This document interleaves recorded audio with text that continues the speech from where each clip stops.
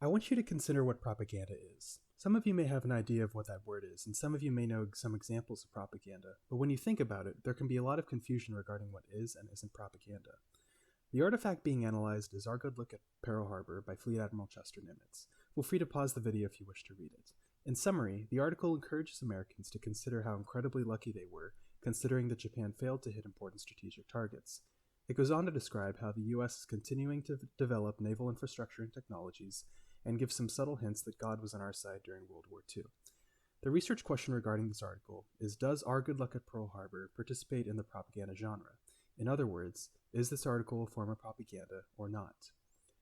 The article was published on the 17th anniversary of the Pearl Harbor attacks. This was a surprise aerial attack of naval bases in Hawaii during World War II by Japan, where the Japanese sunk and damaged numerous ships. The Japanese did neglect, however, to destroy the fuel reserves, dry docks, and the United States carrier fleet. The article was written by Admiral Nimitz, who was an expert on World War II naval warfare with Japan because he commanded all U.S. naval forces after the Pearl Harbor attacks. The troops saw him as a leader during the war, and he helped develop naval tactics and technologies after the war, including atomic power for ships.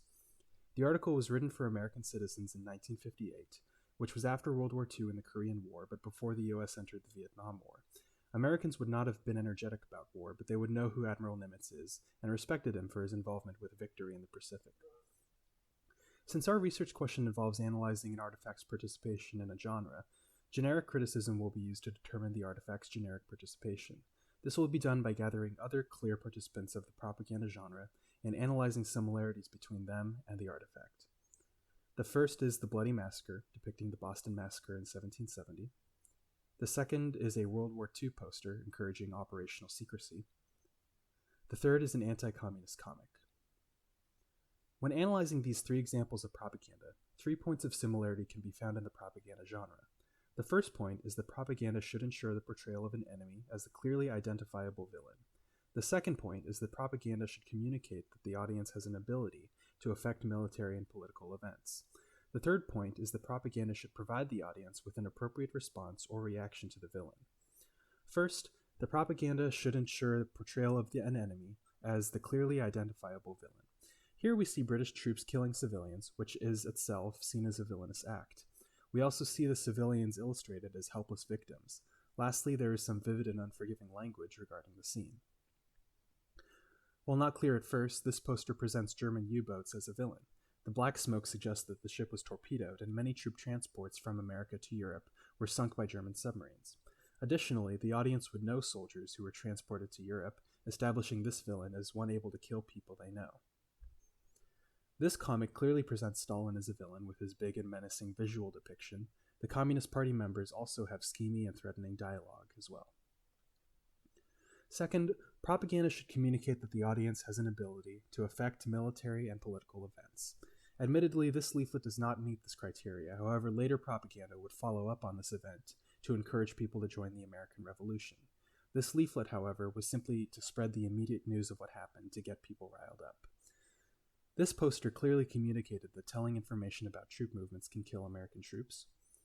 And this comment communicated that if Americans allow their congressmen to overspend, our military will be weakened. Third, propaganda should provide the audience with an appropriate response or reaction to the villain. Here, it is simply to deplore the British.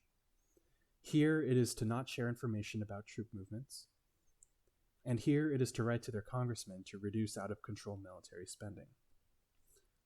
Now, how does our artifact meet these 3 points of similarity? The artifact does villainize an enemy, but subtly. Most Americans would have already seen the Japanese as villains, but Admiral Nimitz does add a subtle suggestion that God was on the side of the US and not the Japanese.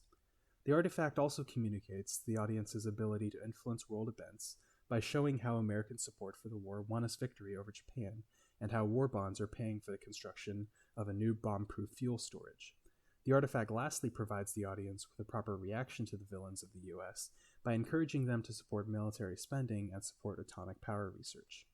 So, in conclusion, this artifact is more subtle than other forms of the propaganda genre, but it still qualifies as a participant due to it meeting the 3 criteria for propaganda genre participation. These 3 criteria can be applied to other artifacts to determine their participation in the genre, but the criteria may need to be adjusted for artifacts from different cultures and different time periods. Nonetheless, artifacts from the early to modern history of the United States can be analyzed accurately with these three criteria.